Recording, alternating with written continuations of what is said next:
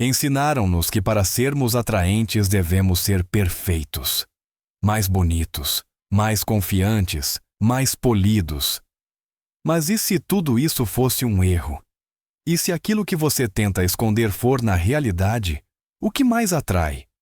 A ciência descobriu que algumas pessoas se tornam irresistíveis não pelo que mostram, mas por certos hábitos estranhos que ativam o cérebro humano sem que ninguém perceba. Hoje vamos revelar quais são e por que funcionam, embora pareçam contraditórios.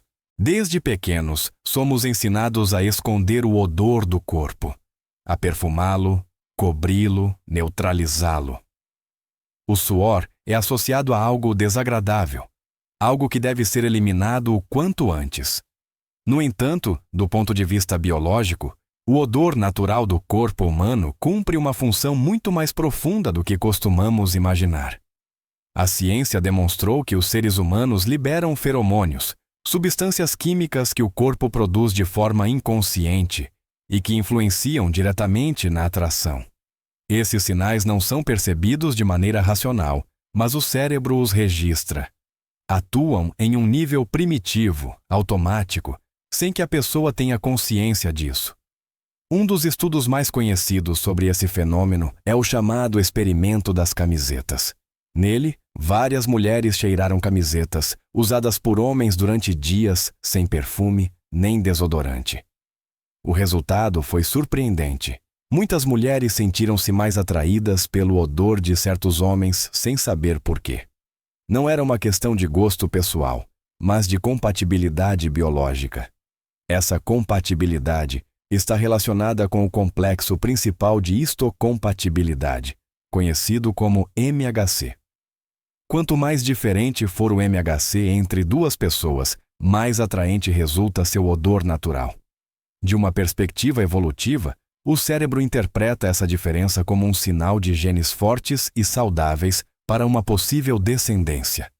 Por isso, o odor natural não é um defeito, mas uma assinatura biológica única. Não significa que se deva renunciar à higiene, mas entender que cobrir completamente o próprio odor pode eliminar uma parte desse sinal inconsciente que o corpo emite. Paradoxalmente, aquilo que tentamos esconder por vergonha pode ser precisamente o que ativa a atração em um nível profundo e primitivo, muito além da aparência exterior. Vivemos em uma época obcecada pela perfeição. Rostos simétricos, pele sem marcas, corpos sem defeitos. No entanto, a psicologia demonstra que a perfeição absoluta não gera atração duradoura, mas indiferença. O que realmente captura a atenção do cérebro humano são as imperfeições. As pequenas assimetrias, uma cicatriz, um riso particular ou um traço ligeiramente fora do comum, funcionam como âncoras mentais. O cérebro lembra melhor daquilo que sai do padrão. Quando tudo é perfeito, nada se destaca. Quando algo é imperfeito, torna-se reconhecível. Estudos sobre percepção social mostraram que as pessoas com traços únicos costumam ser consideradas mais próximas, mais autênticas e mais confiáveis. A imperfeição transmite humanidade. Indica que não há máscara, que não há uma construção artificial por trás da imagem. E isso gera uma sensação de segurança emocional em quem observa. Mesmo no mundo das celebridades, os rostos mais memoráveis não são os mais simétricos, mas aqueles com traços distintivos. O cérebro não se apaixona pelo impecável, mas pelo real. Aquilo que parece vivido, autêntico, não projetado para agradar. Por isso, tentar ocultar cada defeito pode produzir o efeito contrário ao desejado. Em vez de tornar-se mais atraente, a pessoa torna-se genérica, facilmente substituível na memória. As imperfeições, longe de subtrair valor, constroem identidade. Em um ambiente saturado de imagens polidas e filtradas, o imperfeito se converte em um sinal poderoso, o sinal de alguém que não precisa fingir para ser aceito. Existe uma ideia difundida de que para agradar devemos fazer favores, mas a psicologia revela algo contraintuitivo. Pedir um favor pode fazer com que gostem mais de você. Esse fenômeno é conhecido como o efeito Benjamin Franklin. O mecanismo é simples e poderoso. Quando alguém te ajuda, o cérebro dessa pessoa precisa justificar essa ação. Para isso, conclui inconscientemente: se eu o ajudei, deve ser porque gosto dele. Assim, a mente alinha o comportamento com a emoção. Não é manipulação, é coerência cognitiva. Benjamin Franklin explicou isso com um exemplo histórico. Para conquistar um rival político, não lhe ofereceu um favor, mas pediu-lhe um pequeno. Após concedê-lo, a relação mudou. A ajuda criou um investimento psicológico. Ajudar gera vínculo. Estudos modernos confirmam esse efeito. Quando uma pessoa investe tempo ou esforço em outra, mesmo que seja mínimo, aumenta a probabilidade de que desenvolva uma percepção positiva. O favor atua como uma âncora emocional. Claro, a chave está na sutileza. Não se trata de pedir grandes sacrifícios, mas gestos simples e razoáveis. Além disso, expressar gratidão reforça o efeito, porque encerra o ciclo emocional e valida a decisão de ajudar. Paradoxalmente, tentar parecer autossuficiente em tudo pode criar distância. Permitir que outros te ajudem, por outro lado, abre a porta para a conexão. Mostrar uma pequena necessidade não enfraquece, humaniza. E essa humanidade resulta profundamente atraente. Ouvir o nosso próprio nome ativa algo muito específico no cérebro. Não é coincidência. Estudos em neurociência mostram que ouvir o nome pessoal estimula o sistema de recompensa e gera uma sensação imediata de reconhecimento. É um sinal básico: alguém me vê. Quando uma pessoa utiliza o seu nome durante uma conversa, o cérebro interpreta proximidade e atenção genuína. Não se trata de uma técnica superficial, mas de um mecanismo profundo ligado à identidade. O nome é o som mais importante para qualquer ser humano. Está conectado com a autoestima e o pertencimento. Dale Carnegie já apontava isso há décadas. Lembrar e usar o nome de alguém é uma das formas mais simples e poderosas de criar uma impressão positiva. A psicologia moderna confirma isso. Dizer o nome reforça a individualidade do outro e reduz a sensação de anonimato. A chave está na naturalidade. Usar o nome de forma forçada ou excessiva pode gerar o efeito contrário, mas integrado de maneira espontânea, cria uma microconexão emocional.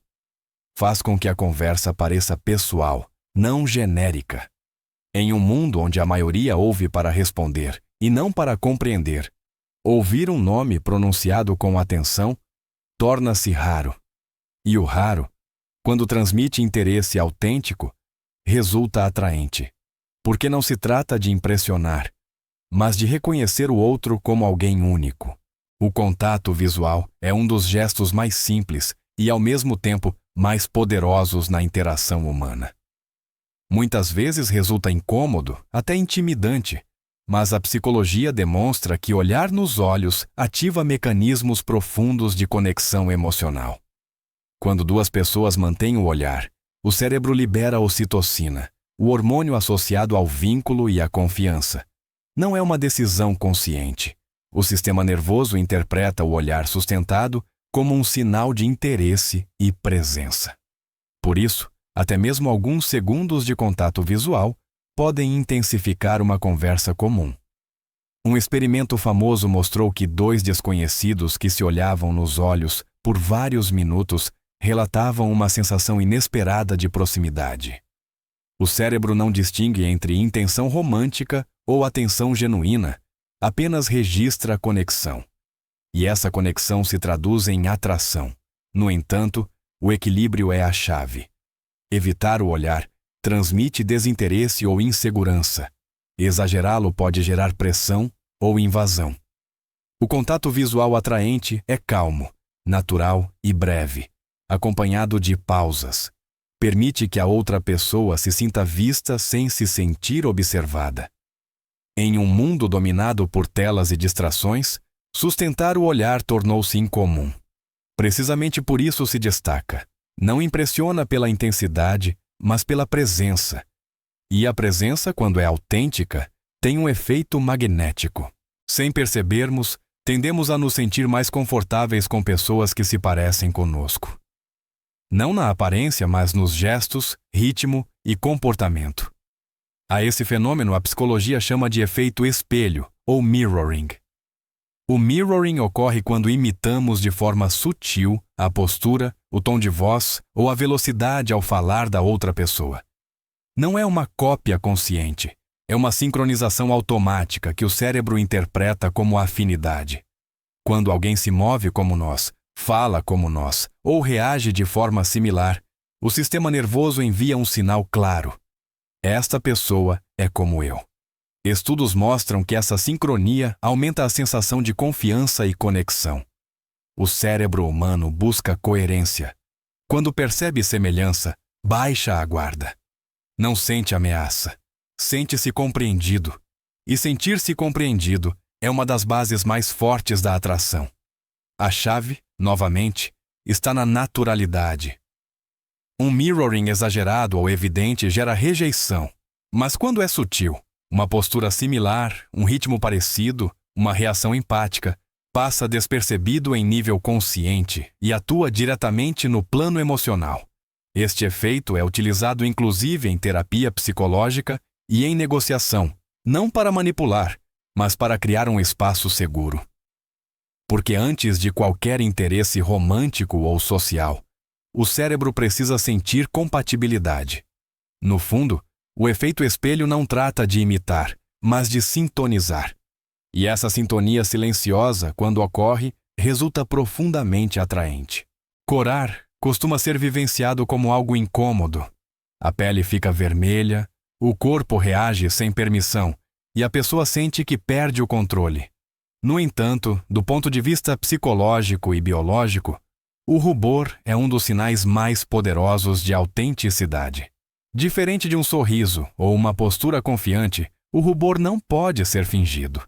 É uma resposta automática do sistema nervoso. Precisamente por isso, o cérebro o interpreta como um sinal de sinceridade. Quando alguém cora, transmite que não está escondendo nada, que o que sente é real. Estudos sobre percepção social mostram que as pessoas que coram costumam ser percebidas como mais confiáveis, mais honestas e mais acessíveis. Em um mundo onde muitos comportamentos podem ser ensaiados ou simulados, o rubor se destaca como uma reação genuína. E o genuíno torna-se raro. Além disso, o rubor está vinculado à vulnerabilidade. Mostrar vulnerabilidade não é fraqueza. É permitir que outros vejam uma emoção sem filtros. O cérebro humano responde positivamente a isso porque indica a ausência de manipulação. Não há estratégia, existe apenas presença emocional. Paradoxalmente, aquilo que muitos tentam ocultar por vergonha torna-se uma vantagem invisível. O rubor comunica a humanidade. E a humanidade, quando percebida sem artifícios, desperta uma atração profunda que não depende da aparência nem do controle. Durante muito tempo nos fizeram acreditar que a atração depende da perfeição, do controle e de uma imagem cuidadosamente construída.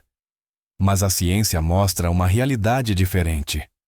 Aquilo que verdadeiramente conecta as pessoas não é o polido, mas o humano. Cada um dos hábitos que vimos hoje compartilha um mesmo fio condutor: a autenticidade. O odor natural, as imperfeições, pedir ajuda, dizer o nome, olhar nos olhos, sincronizar-se com o outro, corar. Nenhum desses gestos busca impressionar. Todos revelam presença real. O cérebro humano não se sente atraído pelo inalcançável, mas pelo compreensível. Pelo que transmite segurança sem se impor. Pelo que não tenta ocultar cada traço humano. Em um ambiente saturado de aparências, o genuíno torna-se extraordinário.